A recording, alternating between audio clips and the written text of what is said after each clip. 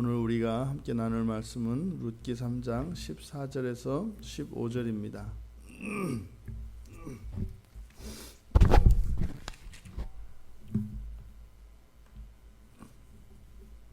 14절, 15절 말씀 우리 같이 함께 봉독하겠습니다.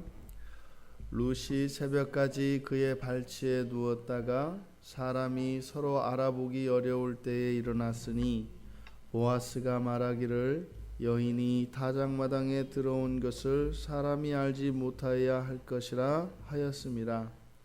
보아스가 이르되 네 겉옷을 가져다가 그것을 펴서 잡으라 하매 그것을 펴서 잡으니 보리를 6번 되어 룻에게 지워주고 성읍으로 들어가니라. 아멘.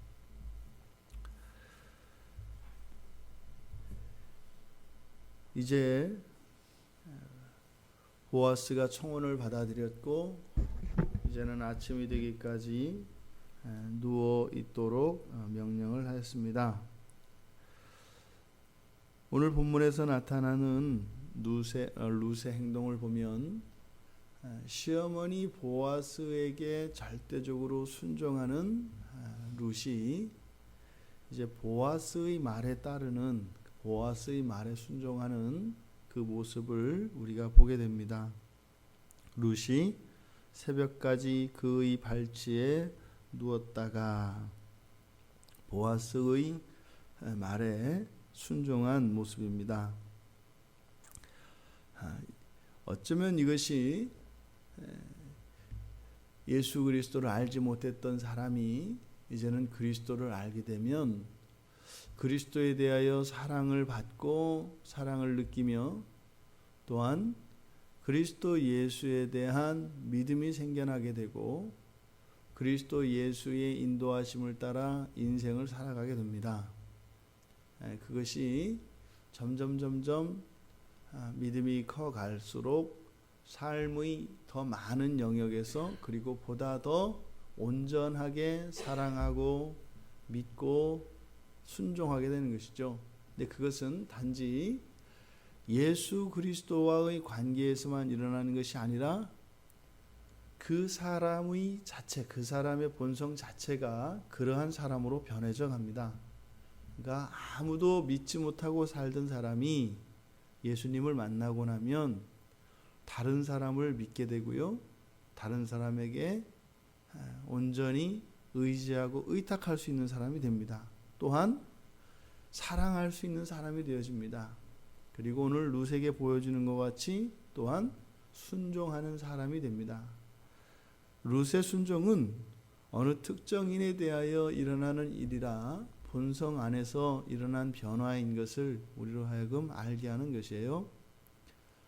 또 우리가 앞서 우리가 룻기 전체를 보았습니다만 이 주도권이 나오미에게서 이제는 보아스로 지금 넘어가고 있는 장면이거든요. 그래서 또한 순종의 주체의 변화를 의미하기도 합니다. 그래서 첫째로는 룻이 순종의 사람으로 변화되어지는 것과 또 하나는 룻이 순종해야 될 순종의 주체, 그 대상이 바뀌고 있는 것을 오늘 14절 본문에서 나타내고 있습니다. 그렇다면 우리가 또 룻이 이 본문에서 지금 보아스의 말에 이렇게 순종할 수 있었던 근거는 무엇일까요? 룻이 지금 시어머니의 말씀을 듣고 보아스의 이부자리로 들어온 것도 마찬가지였고 또한 지금 보아스의 말에 순종하는 것도 마찬가지입니다. 그것은 바로 언약에 기초한 것이고 이스라엘의 하나님 여호와 하나님에 대한 철저한 신뢰가 기초되어졌던 것입니다. 그러니 우리 그리스도인들의 순종의 이유도 바로 하나님의 언약에 기초하는 것이죠. 성경 말씀에 기초하여서 우리가 이 세상을 살아가는 것이다 이 말입니다. 이 세상의 그 어떤 사람도 우리에게 단 한 번도 실망시키지 않고 우리에게 절대적인 신뢰를 받을 수 있는 사람은 없습니다. 언젠가 한 번은 나에게 고통을 줄 수도 있고 나에게 실망을 줄 수도 있는 것이 사람입니다. 그래서 우리가 자칫 잘못하여서 그 사람 자체가 우리로 하여금 순종을 불러일으키게 하는 원인이 되어진다면 반드시 그것에 대한 쓰라린 아픔을 경험하게 될 것입니다. 지금 룻의 순종은 바로 그런 것이었습니다. 언약에 기초한 것이었습니다. 왜냐하면 그것은 어느 누구도 바꿀 수 없는 것이고 우리로 하여금 그 언약에서 끊어낼 수 없는 것이기 때문이지요. 그리고 이 룻의 순종에서 우리가 볼 수 있는 것은 금기가 깨어진다는 것이에요.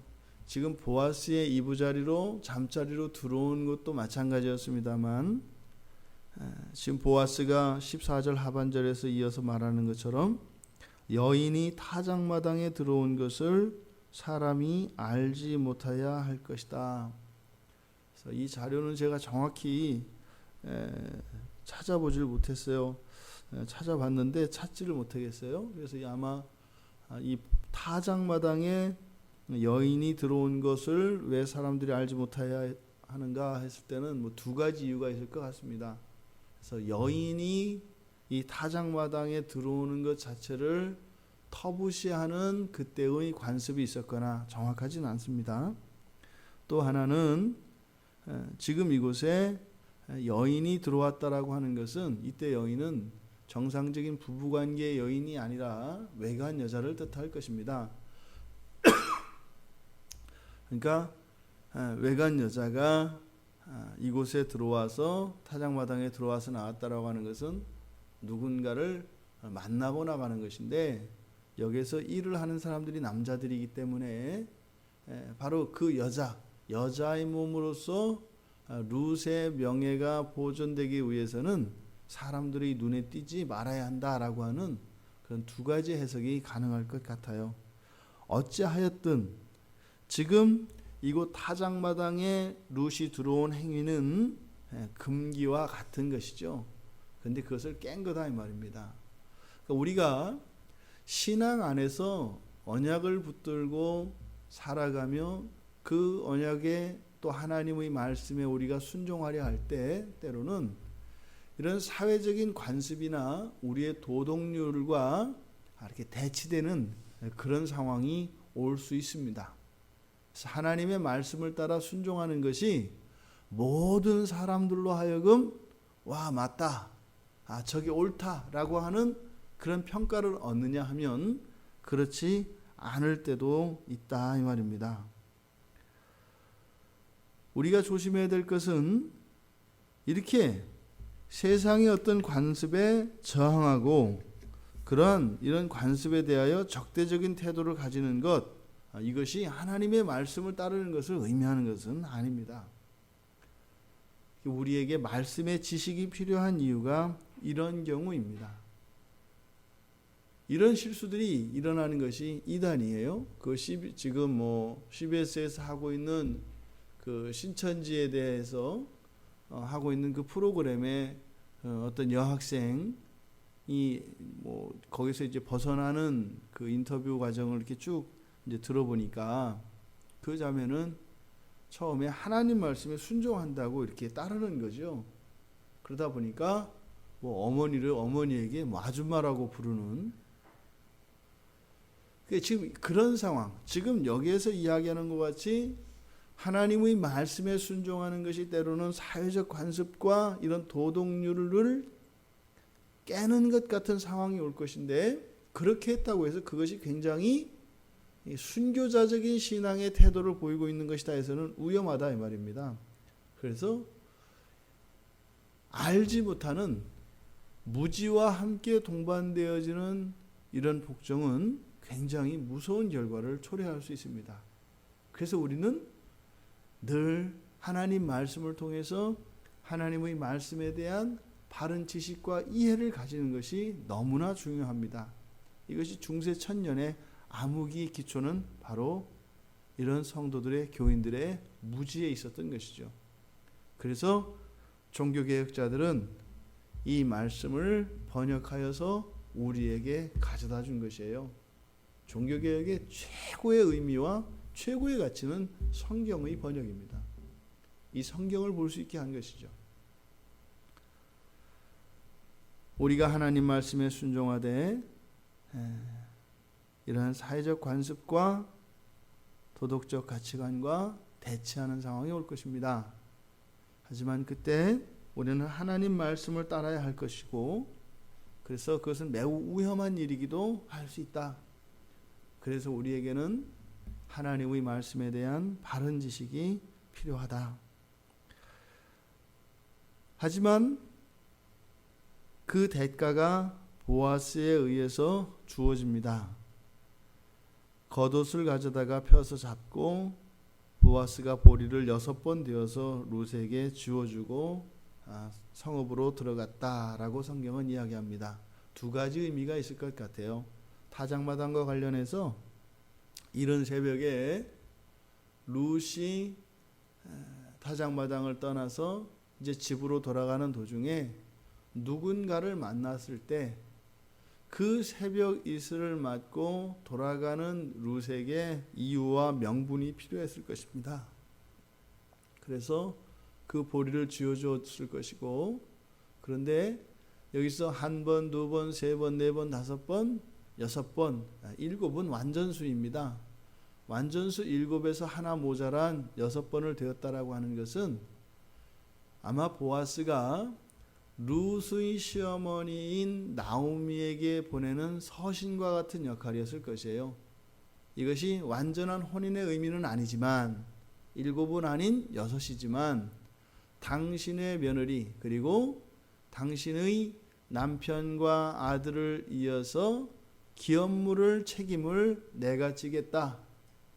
내가 직접 지든 이미 룻과의 대화 속에서 더 가까운 친족이 있거나 또 기뻐한다면 그 사람이 그 사람에게 물으게 하든지 아니면 내가 물으겠다. 그래서 어쨌든 내가 하든 더 기뻐하며 더 가까운 친족이 있으면 그 사람에게 물으게 하든 어쨌든 당신의 기업을 물으는 일에 있어서 내가 책임을 지겠다라고 하는 마치 지참금과 같은 그런 약조로서 지금 보아스는 룻에게 6번의 보리를 되어서 보내주고 있는 것입니다. 이것은 오늘날 우리들에게도 마찬가지입니다. 하나님의 말씀에 순종하는 사람들에게는 반드시 그 순종의 대가가 주어집니다. 반드시 주어집니다.